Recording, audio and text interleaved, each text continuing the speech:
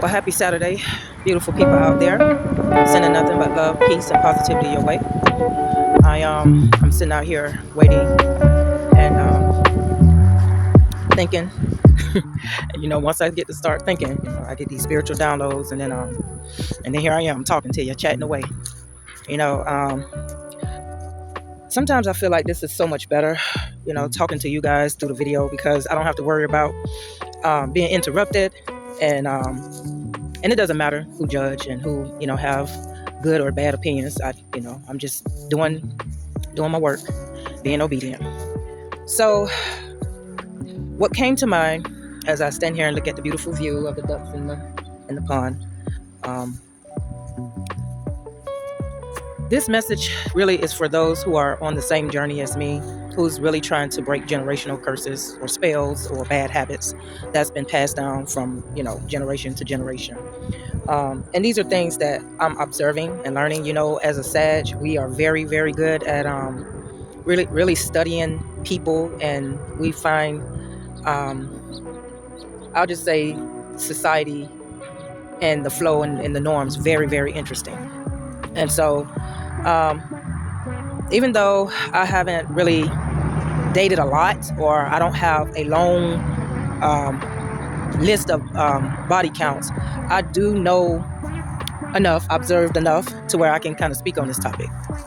So basically, this is what I'm understanding. If you decide to date or entertain the opposite sex, and this is, I guess it can go both ways. It can go for feminine and masculine people. Either way, man, woman, doesn't matter. I think it's important that we observe and learn more about the history. And this is why I'm so big on history. I'm even thinking about one day becoming a history teacher. But when you are being raised up in an environment where it kind of mold your perception and causes you to look at life a certain way or treat people a certain way, this is why I feel like it's important that you look at your history before you decide to bring someone else into your life. If you are interested in dating someone, you have to kind of know their family history, their family background, before you really make a confirmed decision about a particular person. Bringing their energy into your life and into your family life and things like that. And this is why I say what I'm saying. A lot of Black people, particularly Black people, have been exposed to a lot of negative experiences living in this governmental system. Whether they have been exposed to poverty, having a lack mindset, they've been exposed to domestic violence, watching their family or loved ones struggle with addictions like drugs, alcohol, substance abuse, sex abuse, all of that. Sometimes that's a habit that can be ingrained in them, whether they want it to be ingrained in them or not. Or okay, so for an example, say if you're dating this guy and you really didn't get a chance to meet their parents because maybe they have passed on, but you do get a chance to see their siblings, or maybe an uncle, or maybe an auntie, or maybe you don't get a chance to see or meet no one in the family, right? But you sit and observe this guy, and you learn about his dating history, or you learn about his upbringing in school and stuff like that. It could be maybe a foster person. If you notice that there are signs of mental health issues where, because when you grow up abandoned and neglected, that is going to create some type of mental health issue. It can create codependency. If a guy grows up watching his father sleep around with different women, cheat on his mother, he's going to have a mindset to where it's either he agrees and he's influenced with it and follow along with that type of behavior, or he can be so against it because he's seen his mom go through the hurt and pain, to where if he gets with another woman or gets with a woman, he's going to be highly sensitive with that topic, to the point where he might become obsessive. He might be very abusive in a way to where he's controlling or become a narcissist, because he's in his mind thinking that all women deserve to be treated a certain way, or all men are the dominant leaders and the alpha males, and they need to, women need to submit to them. So it just depends on the mindset and how they are influenced by the behavior of their past. But I'm just going to say this to the women, no matter how much you think that you throw it down in the bedroom, no matter how much you are good at, allowing your man to get them back shots in, no matter how much you are good at being a sloppy toppy, deep throat goat, it doesn't matter. It's just, if you are looking for a serious relationship, you're going to have to become an investigator.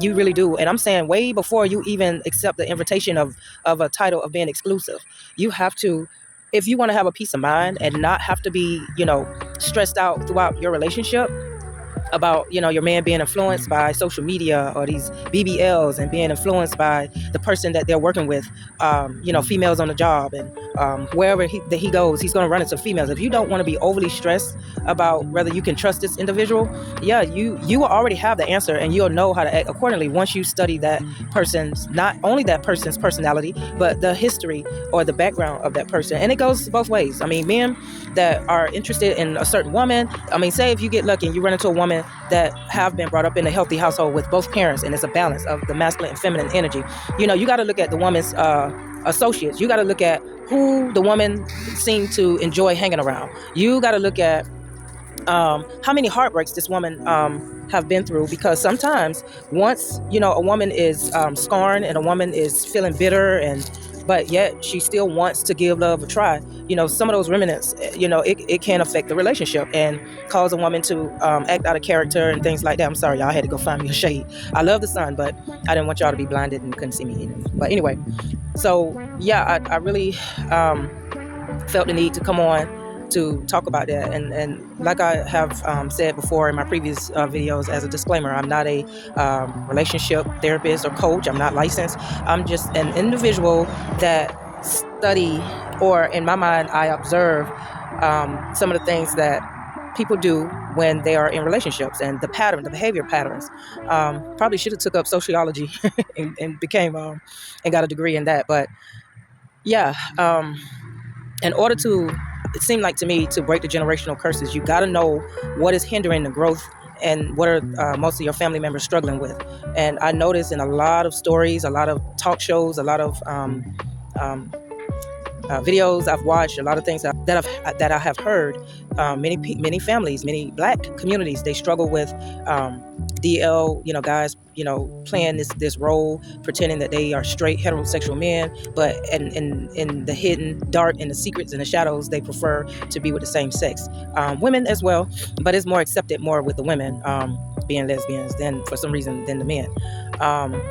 There's a lot of families, Black families, they're struggling with addictions, and sometimes the addictions can get so bad to where it's affecting their daily function in life, and they are willing to sacrifice family. They're willing to sacrifice loved ones, important things in their lives. They're willing to sacrifice that in order to get that quick fix. And so and that can lead to a long line of disappointment. You will have a lot of families separated, a lot of like my cousin, he called me the other day and he was like, man, we need to get together. We need to learn who our family is, because we are growing so far apart, and all the elders that used to bring us together and have cookouts and family reunions, they're gone.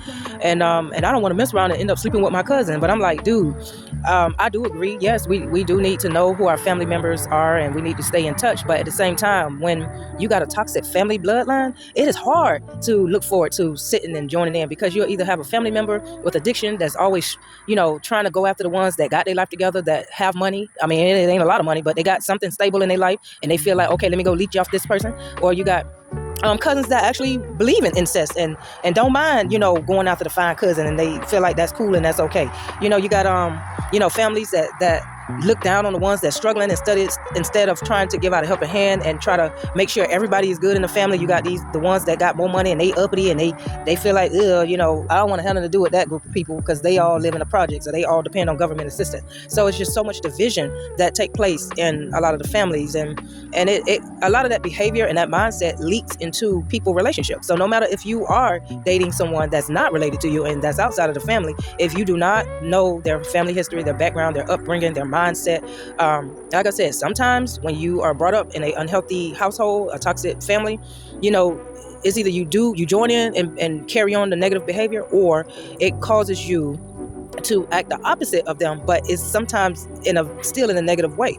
Like my ex-husband, he was brought up pretty much in poverty, but the minute he got money, he let it go to his head, and he couldn't. It was like, oh my gosh, I'm coming up, and now I'm smelling myself, and I'm looking down on other people, and I'm gonna mistreat certain people because I got the money, I got the backup. I done moved up on my job, and so and then they start to forget, okay, where they was at first. They start to forget who was in their corner when they was down on their luck and living on ramen noodles. So that's the thing. You just got to be mindful of who you decide to invite in your life, and no matter how sexy, how fine they are, how good of a trick they can, all these special bedroom tricks they can throw down, what they carrying in their pants, or how much roundness they got, firm roundness they got on their back. You still got to know what kind of heart they have, and this is for those who are not looking for someone from the streets. And let me conclude with this. No matter what kind of jacked up background you come from, or when I say jacked up, I say fucked up background you come from,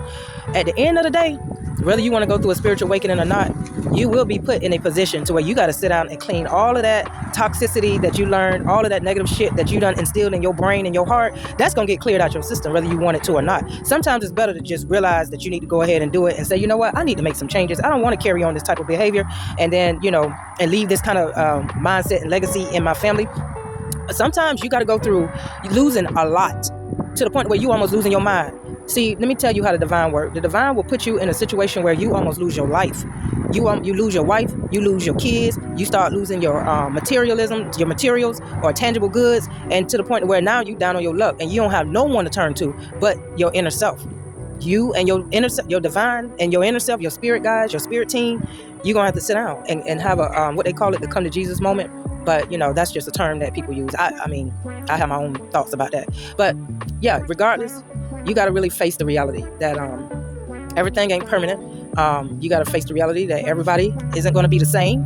And then you got to understand that what you see on the outside, don't ever judge a book by its cover, because what you see on the outside doesn't necessarily mean it's beautiful on the inside. There's a lot of beautiful men, beautiful women walking around with some inner deep scars, and they use their magical power. Because like I said, we all got magical powers. Dude, how do you think, you ever heard of the saying being pussy whipped? That's a magical power when you can throw it down and make a man melt and do whatever you need him to do without a second, thought. And when a man knows how to throw it down in the room, that's a gift. He knows how to use that wand the right way to hypnotize you, have you out there cutting tires and trying to beat up every bitch that come his way. So that is a special spiritual power that people have, and some people misuse it and abuse it.